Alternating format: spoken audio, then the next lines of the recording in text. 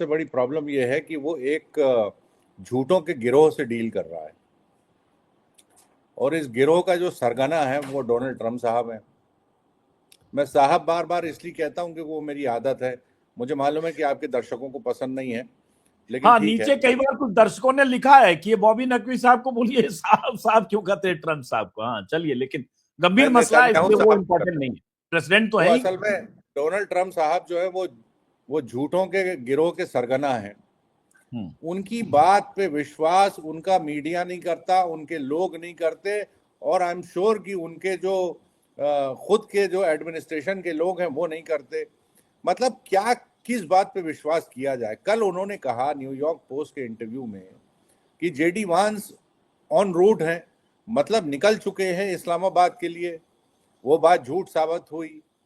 इससे पहले दर्जनों बार जितने उन्होंने क्लेम्स किए हैं, जितनी बातें कही हैं, वो सब हेडलाइन नहीं चमकती, सबको पता है बंदा पलट जाएगा। एक बंदा पिछले 52 दिनों से जंग करने की धमकी दे रहा है, रोकने की भी धमकी दे रहा है और बातचीत भी करने लग जाता है। ट्रंप को अब फरवरी से पहले का टाइम याद आ रहा होगा, कैसे बिना सैनिक भेजे उनकी टैरिफ की धमकी से सबकी सांसें रुक जाती थीं। लेकिन अब तो सैनिक भेजने के बाद उनका मजाक उड़ रहा है। ट्रंप ही नहीं, ईरान भी बोर नजर आ रहा है, और वह भी इस बोरियत को बनाए रखना चाहता है। जो जंग एक हफ्ते में खत्म होने वाली थी, अपने 52वें दिन में रेंगने लगी है, ऊँघने लगी है।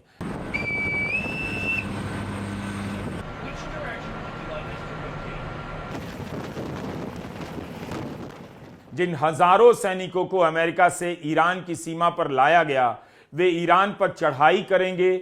जमीनी चढ़ाई को लेकर डर ईरान का संचालन कर रहा है। 11 अप्रैल के इस्लामाबाद टॉक्स के समय अली खामेनेई के नहीं होने की झलक दिखी थी। अली खामेनेई अमेरिका को लेकर नकारात्मक रवैया रखते थे, मगर मुस्तफा खामेनेई क्या उसी लाइन पर चल रहे हैं या अलग कुछ करना चाहते हैं, इसकी साफ झलक 52 दिनों में नहीं दिखी।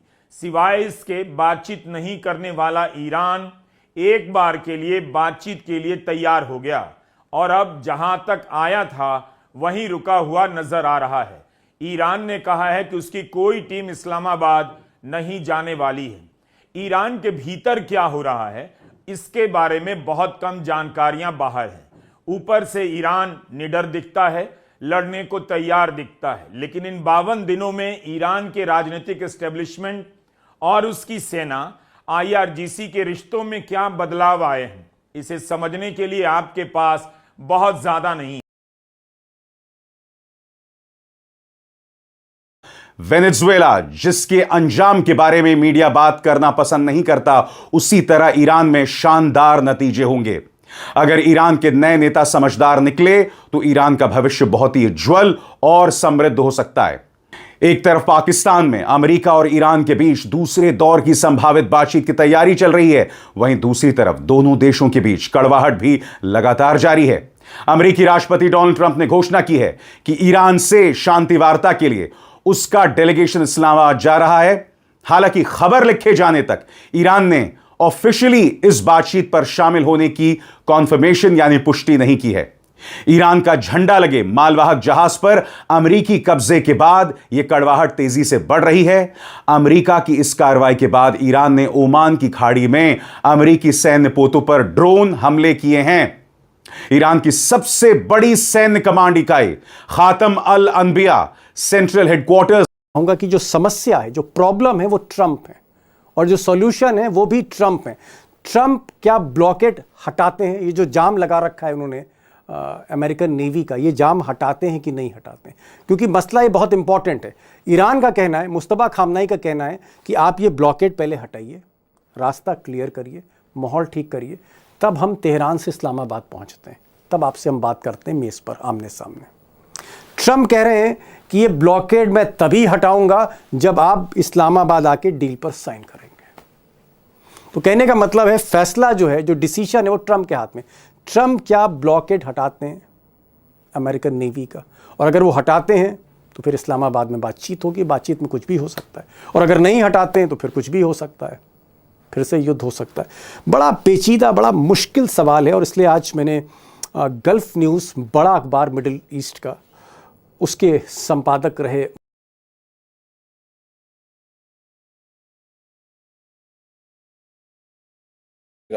इस्लामाबाद पहुंचेगा कि नहीं पहुंचेगा, तो इसके लिए सिर्फ और सिर्फ डोनाल्ड ट्रंप साहब जिम्मेदार हैं। जी नहीं, लेकिन अभी थोड़ी देर पहले ट्रंप साहब का बयान है, राष्ट्रपति का, कि अगर डील पे साइन नहीं करी तो इस बार बहुत बड़े बड़े बम फटेंगे ईरान में, बम फटेंगे, एक्सप्लोजन्स होंगे, बम्बार्टमेंट होगा, ये वो कह रहे हैं। तो क्या आपको लगता है कि उनकी धमकी से मतलब मुस्तफा खामनाई और उनके साथी दब जाएंगे, या ट्रंप ये जो गाली गलौज कर रहे हैं, धमकी दे रहे हैं कि बम फटेंगे, ये एक बहुत गलत स्टेप है ट्रंप का? देखिए, आपने सही नाम लिया।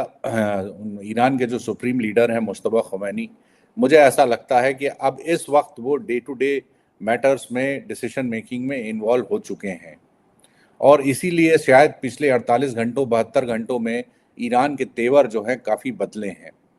देखिए, ट्रंप साहब की धमकी से ईरान टेबल पे नहीं आएगा। ट्रंप साहब अगर उम्मीद इस्लामाबाद के लिए रवाना हो सकते हैं, जहां ईरान के साथ दूसरे राउंड की बातचीत हो सकती है, लेकिन ईरान के विदेश मंत्रालय ने पहले ही साफ कहा कि अभी के लिए किसी भी बातचीत की कोई योजना नहीं है। धीमी समुद्री ट्रैफिक, सोमवार को स्ट्रेट ऑफ हॉर्मुज से सिर्फ 16 जहाज गुजरे, क्योंकि सीजफायर अभी भी अनिश्चित है और जहाजों के कप्तान व मालिक रिस्क लेने से बच रहे हैं। लेबनान इसराइल बातचीत, उधर इसराइल और लेबनान के बीच दूसरे राउंड की बातचीत गुरुवार को होनी है, ऐसा इस्राएली और अमेरिकी अधिकारियों ने बताया। आपने गौर किया होगा दोस्तों, स्ट्रेट ऑफ हॉर्मुज पर ट्रैफिक बहुत धीमे हो गया है। क्यों? क्योंकि वो जानते हैं कि कभी भी युद्ध विराम टूट सकता है। यह डोनाल्ड ट्रंप है। युद्ध विराम टूटने से पहले, खत्म होने से पहले हमला कर सकते हैं डोनाल्ड ट्रंप। क्यों? क्योंकि अगर ट्रंप को लगा कि ईरान अपना डेलीगेशन फाइनली भेज नहीं रहा है, तो वो अपने डेलीगेशन की बेइज्जती होने के लिए इस्लामाबाद नहीं भेजने वाले हैं। जी हाँ, स्वागत करते हैं आपके अपने चैनल में। तो चैनल को सब्सक्राइब करो दोस्तों सबसे पहले, ठीक है। और आपकी अपडेट आज लेके आया हूँ। तो आज की अपडेट ये है दोस्तों कि जो पाकिस्तान डेलीगेशन जाना था, वो शायद अमेरिका की इन टुच्ची हरकतों की वजह से ईरान ने मना कर दिया है। ईरान कह रहा है बातचीत नहीं हो सकती, क्योंकि जो गद्दारी कर रहे हैं आप, लेबनान में हमले जारी हैं, ठीक है। एक तरफ आप बोल रहे हो कि बातचीत का रास्ता निकालते हैं, दूसरी तरफ आप हमले करते हो। तो इस तरह से नहीं चलेगा, ठीक है।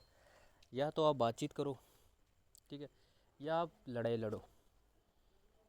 तो टोटली मना कर दिया है, टोटली उन्होंने कहा कि हम नहीं आएंगे। और जो इसमें पाकिस्तान का एक रोल था, जो डॉलर परसेंटेज था, वो इफ़ेक्ट हो रहा है। पाकिस्तान इंटरेस्ट क्यों ले रहा है? आपको पता है क्यों इंटरेस्ट ले रहा है? उसको पता है कि अगर मैं अपने मालिक अमेरिका की जी हजूरी करूँगा तो इनाम मिलेगा, डॉलर मिलेगा।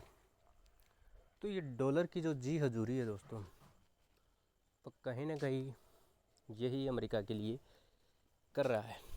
तभी तो वो बीच का रास्ता अपनाना चाह रहा है कि हम ईरान साइन कर दे कि वो न्यूक्लियर बम नहीं बनाएगा, यूरेनियम इतना ही प्रोड्यूस करेगा कि वो बिजली बना सकता है, ठीक है। तो अमेरिका सब पे सैंक्शन लगा रहा है, ठीक है।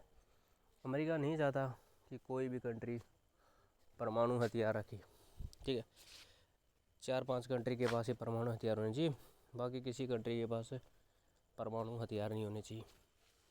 तो अमेरिका का तो यही है, ये अमेरिका चाहता है।